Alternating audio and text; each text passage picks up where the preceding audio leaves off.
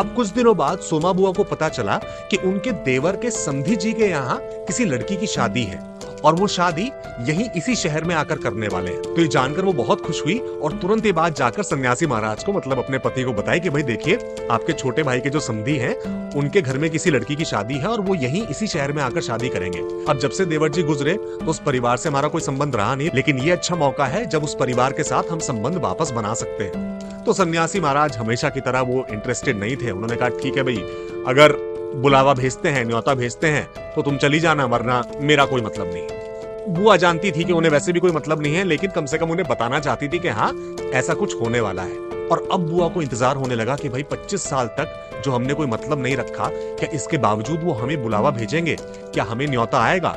और तभी कुछ दिनों बाद मोहल्ले की नंदा ने बुआ को आके बताया कि बुआ, मैंने उनके घर जाकर मेहमानों की लिस्ट देखी है, उसमें तुम्हारा नाम भी था। ये बात सुनते ही बुआ इतनी खुश हुई और उनकी इतनी तारीफ करने लगी कि बताओ 25 साल तक भी कोई संबंध ना रखने के बाद भी आज भी उनकी फेहरिस्त में हमारा नाम है। और ये सोचकर अब वो लग गई उस शादी की तैयारी में, क्योंकि ये बात कंफर्म थी कि शादी का न्योता आने वाला है, क्योंकि नंदा देख कर आई थी कि भाई मेहमानों की लिस्ट में बुआ का नाम है। तो उसी शाम सोमा बुआ दौड़ी दौड़ी राधा के पास गई कि राधा देख, हमें इतने बड़े घर से न्योता आने वाला है, तो मुझे शादी के लिए कुछ सामान खरीदना है। अब मुझे आजकल की शादियों में क्या गिफ्ट दिए जाते हैं इसकी जानकारी है नहीं, तो एक काम कर, मैं तुझे पैसे लाकर दूंगी, तू मेरे लिए वो चीजें ले आना। तो राधा ने कहा बिल्कुल बुआ, जो भी तुम मुझे कहोगी मैं तुम्हें लाकर दे दूंगी।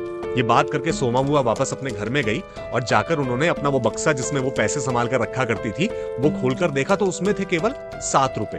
अब जब ये कहानी लिखी गई थी उस वक्त 7 रुपए इतनी कोई छोटी अमाउंट नहीं थी जो आज है, लेकिन हाँ, शादी में गिफ्ट देने के लिहाज से 7 रुपए कुछ भी नहीं थे। और इन 7 रुपयों में से ही घर का खर्चा भी चलना था, खाना पीना भी होना था। तो बुआ ने क्या किया, उन्होंने उस बक्से में से 5 रुपए निकाल लिए और वही साइड में रखी थी उनके मरे हुए बेटे हरकू की एक छोटी सी सोने की अंगूठी। यह अंगूठी हरकू की आखिरी निशानी थी, जो बुआ ने कभी भी किसी भी हालत में बेची नहीं थी। इस घर पर कितना भी बुरा वक्त आया, बुआ पर कितना भी बुरा वक्त आया, लेकिन हरकू की अंगूठी कभी नहीं बेची गई। लेकिन ये पहला मौका था जब बुआ ने उस अंगूठी को उठाकर देखा और मानो उनके अंदर से आवाज आई, जिसे जाना था वो चला गया, लेकिन अब जो यहाँ है उनके साथ तो रिश्ते निभा लिए जाएं। और बस बुआ ये 5 रुपए और वो छोटी सी सोने की अंगूठी लेकर राधा के पास पहुंच गई और उसे कहा कि सुन, ये 5 रुपए हैं और ये अंगूठी है, इसे बेचकर जो कुछ भी मिले उसमें एक अच्छी सी साड़ी, ब्लाउज का कपड़ा और एक चांदी की सिंदूरदानी जिसमें सिंदूर भरकर रखा जाता है,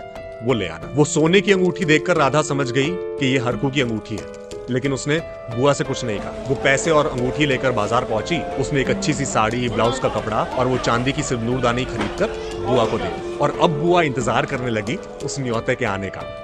धीरे धीरे करके दिन गुजरते गए, बुआ की तैयारियां बढ़ती गई। बुआ ने अपनी सफेद साड़ी को डाई किया, उसे पीले रंग की डाई से रंगा, लेकिन वो रंग इतना अच्छा नहीं चढ़ा जितना राधा की साड़ियों पर चढ़ा करता था। तो उन्होंने पूछा कि भाई तुम्हारी साड़ियों पर तुम क्या करती हो। उसने कुछ तरीके बताए जिससे वो साड़ी अच्छी तरह रंग सकती है। और उसने पूछा बुआ से कि बुआ क्या न्योता आ गया। तो बुआ ने थोड़ा सा हिचकिचाते हुए कहा कि भाई आजकल का नया फैशन कुछ अलग ही है, बिल्कुल शादी के दिन पर ही न्योता भेजते हैं।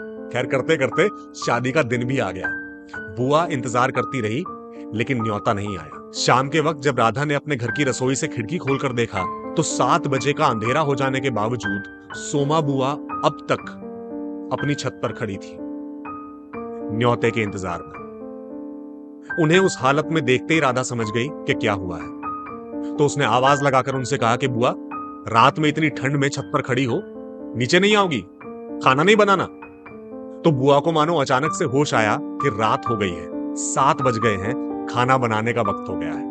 तो उन्होंने राधा से कहा कि राधा, 2 ही लोगों का खाना बनना है, क्या खाना और क्या पकाना अभी हो जाएगा। और ये कहकर बहुत भारी कदमों से वो वापस नीचे चली आई और देवर जी के समधी के यहां से वो न्योता कभी नहीं आया।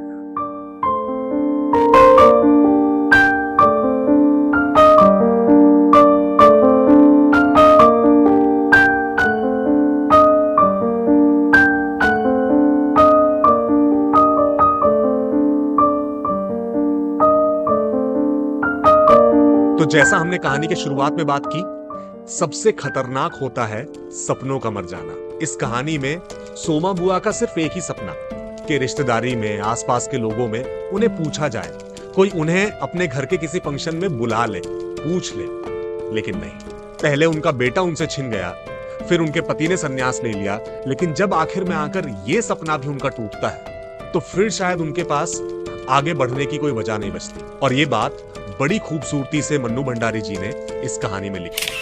आशा करते हैं कि आज का स्टोरी सेगमेंट आपको अच्छा लगा। अगर हाँ, तो इस वीडियो को लाइक कीजिए, शेयर कीजिए। पूरी कहानी देखने के लिए नीचे डिस्क्रिप्शन में दिए गए लिंक को क्लिक कीजिए और हमारे चैनल को सब्सक्राइब करना ना भूलें। जल्द मिलेंगे एक नई कहानी के साथ। तक के लिए नमस्कार।